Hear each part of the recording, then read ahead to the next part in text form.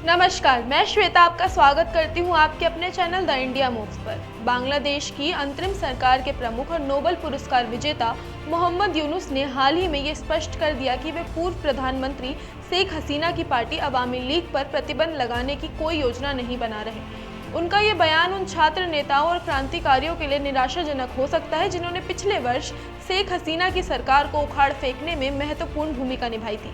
छात्र आंदोलनकारियों का आरोप है कि शेख हसीना ने 15 साल लंबे शासन के दौरान व्यापक स्तर पर मानवाधिकारों का हनन किया।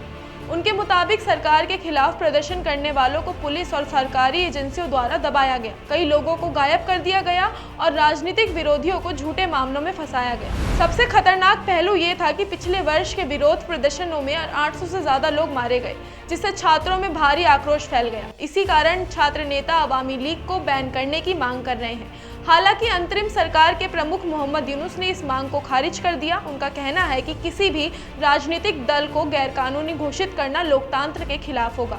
उनका ये भी कहना है कि जो लोग हत्या, मानवाधिकार उल्लंघन और अन्य गंभीर अपराधों में शामिल हैं, उन पर बांग्लादेश की अदालतों में कानूनी कार्यवाही होगी। पिछले साल जब छात्र आंदोलन ने पूरे देश में जोर पकड़ा तो ये स्पष्ट हो गया कि युवाओं का धैर्य टूट चुका था। वे सरकार की नीतियों और बढ़ते दमन के खिलाफ सड़कों पर उतरे और अंत में शेख हसीना की सरकार को हटाने में सफल रहे। इस क्रांति ने बांग्लादेश की राजनीति को पूरी तरह से बदल दिया। अब जब अंतरिम सरकार सत्ता में है, छात्र संगठन चाहते हैं कि वे अवामी लीग को पूरी तरह से बैन कर दिया जाए ताकि वे फिर से सत्ता में लौटकर पुरानी नीतियां लागू ना कर सके। लेकिन मोहम्मद यूनुस का फैसला दर्शाता है कि वे लोकतांत्रिक मूल्यों को बनाए रखना चाहते हैं, भले ही इससे छात्र संगठन नाराज हो जाए। इस पूरे घटनाक्रम के बीच बांग्लादेश की दूसरी बड़ी पार्टी बांग्लादेश नेशनलिस्ट पार्टी यानी BNP ने भी अपनी स्थिति स्पष्ट कर दी है। BNP के वरिष्ठ नेता राहुल कबीर रिजवी ने कहा कि अगर अवामी लीग का नेतृत्व ईमानदार और साफ सुथरे लोगों के हाथ में आता है तो उनकी पार्टी को राजनीतिक वापसी से कोई समस्या नहीं है।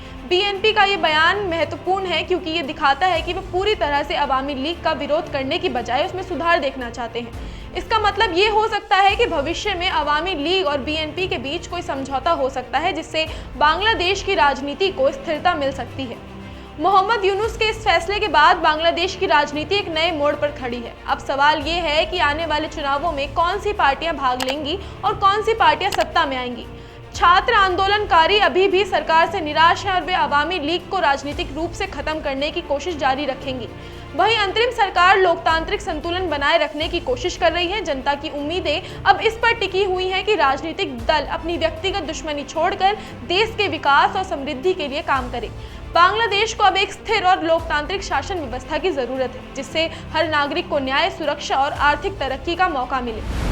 आने वाले समय में ये देखना दिलचस्प होगा कि अवामी लीग, BNP, छात्र संगठन और अंतरिम सरकार के बीच क्या समीकरण बनते हैं और ये घटनाक्रम बांग्लादेश की राजनीति पर क्या असर डालता है। तो आज के लिए इतना ही। मिलते हैं अगली वीडियो में कुछ और देश दुनिया की ताज़ा अपडेट्स के साथ। फिलहाल वीडियो पसंद आई हो तो लाइक और शेयर करना ना भूलें और देखते रहें आपका अपना चैनल द इंडिया मूव्स।